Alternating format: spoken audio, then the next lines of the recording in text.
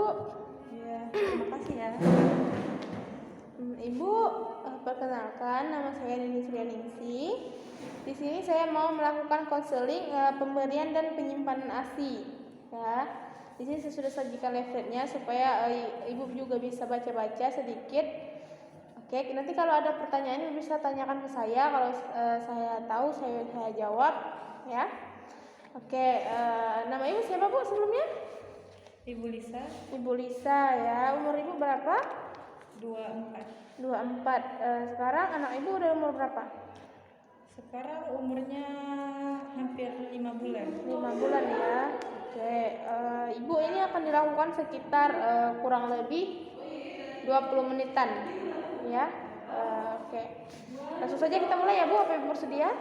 Bersedia. Bersedia ya. Oke, di sini ada cara menyusui, Bu. Cara menyusui dengan baik dan benar. Jadi kalau ibu menyusui di rumah seperti apa caranya? Saya menyusui itu seperti ini. Oh, oke. Itu posisi latch on ya, Bu, namanya. Jadi itu posisi yang memang benar untuk menyusui bayi supaya bayi juga nggak sakit tulangnya ya. Di sini ada dekatkan wajah bayi ke arah payudara ibu ya. Cara menyusui yang benar bisa terlihat saat tubuh bayi menempel sepenuhnya dengan tubuh ibu. Jadi menyusui itu bukan ibu yang mencondongkan ke bayi, tapi bayi yang mendekatkan diri ke arah payudara ibu. Oke. Kemudian beri rasakan pada daerah bibir bawah bayi dengan menggunakan puting susu ibu.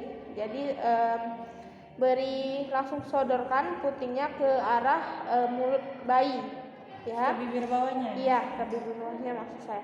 Oke, sekarang biarkan bayi memasukkan areola itu ke dalam mulut bayi. Jadi ada puting susu itu yang hitam itu namanya areola, Bu.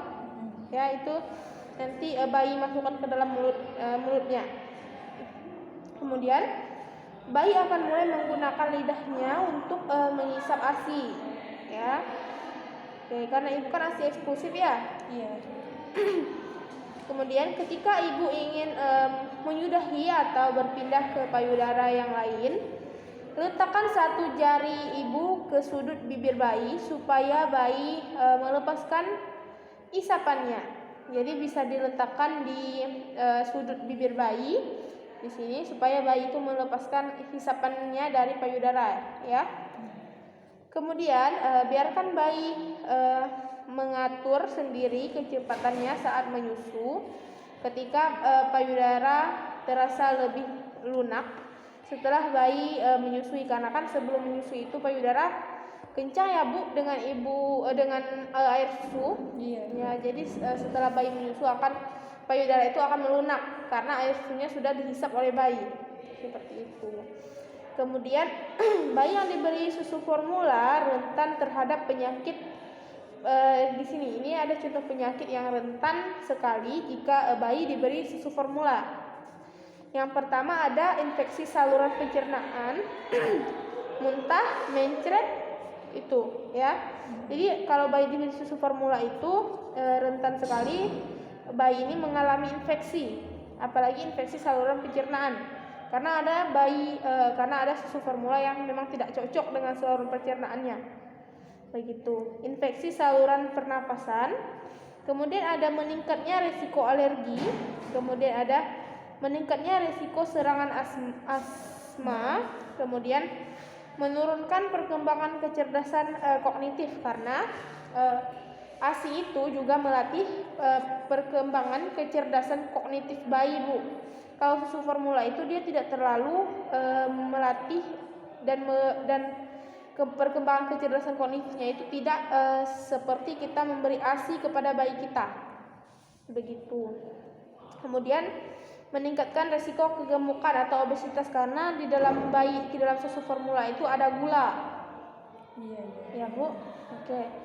Kemudian meningkatkan risiko penyakit jantung dan pembuluh darah. Kemudian meningkatkan risiko kencing manis, meningkatkan risiko kanker pada anak, meningkatkan resiko penyakit menahun, meningkatkan resiko kurang gizi, kemudian meningkatkan resiko kematian. Oh, bisa juga ya? Iya, bisa juga. Makanya kalau bayi itu lebih baik ya kalau bisa diberi ASI eksklusif dibanding dengan susu formula. Kemudian di sini ada ASI eksklusif. Jadi ASI eksklusif itu ada pengertiannya di sini ya, yaitu pemberian air susu ibu kepada bayi secara murni tanpa makanan tambahan lain atau pengganti air susu ibu sejak bayi lahir sampai usia 6 bulan. Jadi kalau setelah 6 bulan silahkan beri dia makanan pendamping ASI atau MPASI. Begitu. Di sini ada manfaat ASI. Di sini ada dua, yaitu ada bagi bayi dan juga ada untuk ibu. Manfaat untuk ibu ya. Untuk bagi bayi, bayi mendapat kekebalan tubuh untuk melindunginya dari penyakit dan infeksi. Jadi ASI itu bisa meningkatkan imun bayi, Bu. Ya, dibanding dengan susu formula tadi. Kemudian bayi lebih jarang menderita infeksi telinga dan saluran pernapasan atas. Bayi lebih jarang mengalami diare dan gangguan pencernaan lainnya. Bayi lebih sedikit kemungkinan menderita penyakit kanker tertentu. Bayi kayak gimana sih? Kanker itu kanker, Bu. Iya, kanker ya. Bayi lebih jarang mengalami alergi. Jadi bayi itu lebih jarang mengalami alergi, banyak sekali ya, Bu. Jadi manfaat ASI itu bukan cuma ini sebetulnya, tapi yang saya tulis itu hanya ini dulu ya. Banyak sekali manfaatnya untuk bayi. Kemudian untuk ibu sendiri manfaatnya itu juga ada di sini. Yang pertama ada meningkatkan hormon yang mengurangi pendarahan setelah melahirkan ya. Kemudian mengurangi kemungkinan kanker payudara, kemudian membantu mencapai berat badan sebelum hamil. Jadi juga bisa menurunkan berat badan ibu. Ibu kan hamil nih dulunya, pasti badannya itu membesarkan, meningkatkan berat badannya. Jadi kalau dengan pemberian ASI eksklusif, jadi bisa mencapai berat badan idealnya ibu.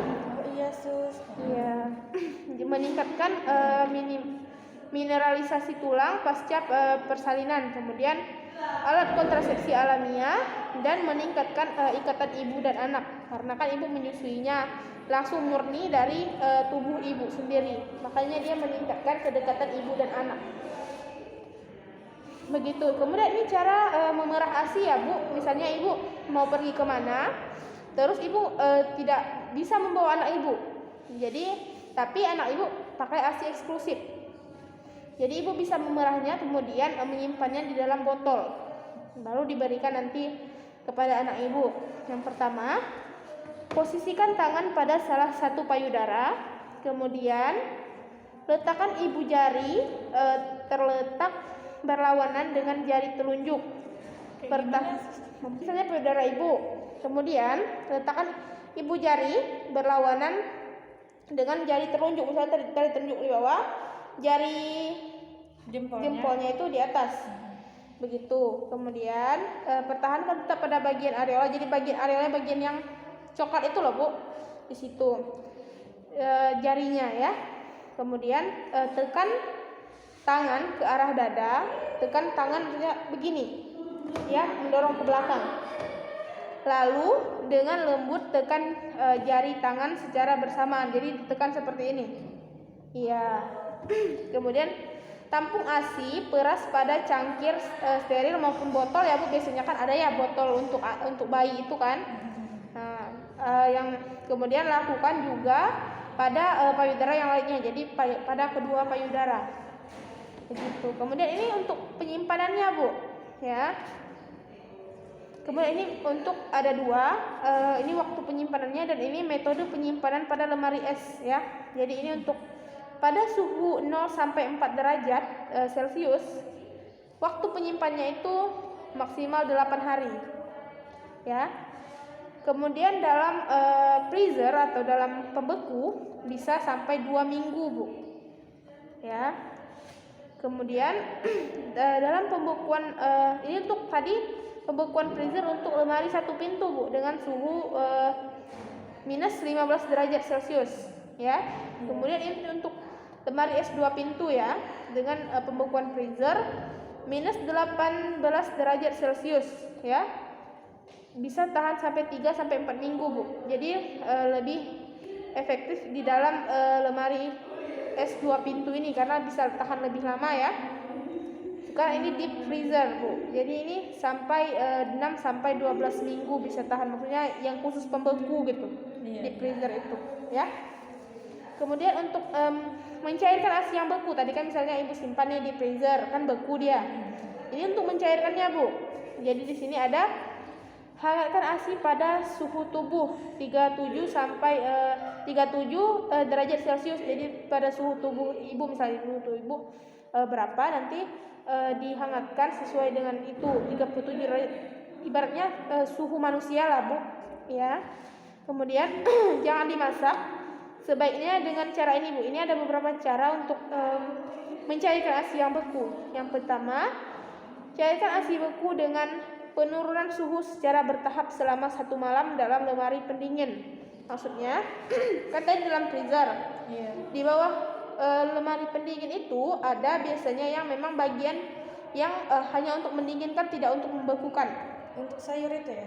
Ya, bisa juga, biasa di mana pun, pokoknya selain di freezernya, di dalam kulkas itu. Ya, itu ya. Kemudian rendam susu dalam mangkuk berisi air suam kuku hingga hangat. Suam kuku itu air hangat kuku, Bu. Oh, air hangat. Iya, jangan yang panas ya, Bu. Sekarang kemudian aduk dengan cara digoyangkan dengan agar lemak tercampur lagi, karena di dalam ASI itu ada lemak, Bu. Ya, begitu. Jangan gunakan microwave untuk mencairkan atau menghangatkan ASI. Jadi Ibu jangan menggunakan microwave untuk menghangatkan ASI lagi, ASI yang beku tadi ya. Setelah dicairkan, ASI harus digunakan dalam waktu 24 jam, Bu. Jadi selama ASI beku tadi setelah dicairkan harus hari itu habisnya. Begitu. Tidak boleh. Iya, tidak boleh besoknya. Teteskan ASI pada punggung tangan untuk merasakan suhu ASI. Bila ASI yang diteteskan terasa tidak menyengat, ASI sudah bisa diberikan ke bayi. Jadi nanti kan setelah Ibu panaskan tadi, misalnya terlalu panas, Ibu bisa diamkan dulu sebentar, baru Ibu baru Ibu berikan ke bayi Ibu. Begitu. Apa Ibu paham dengan penjelasan saya? Paham. Baik, apa ada yang mau Ibu tanyakan? Ada, Sus. Kenapa sih kita nggak boleh mencairkan ASI dengan air yang mendidih?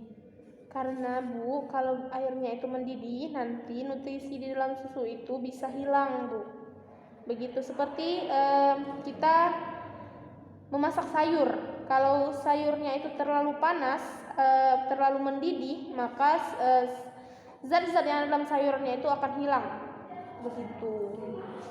Kemudian ada nggak cara memerah ASI selain manual? Selain dengan tangan maksudnya ya? Iya. Oke, jadi ada ya, Bu, alatnya. Alatnya itu ada pompa ASI. Ya, di situ ada pompa ASI. Jadi kalau misalnya Ibu susah menggunakan tangan, Ibu bisa beli alatnya. Di banyak sekali di apotek-apotek. Bisa, Ibu bilang aja mau beli pompa ASI. Begitu. Ada lagi?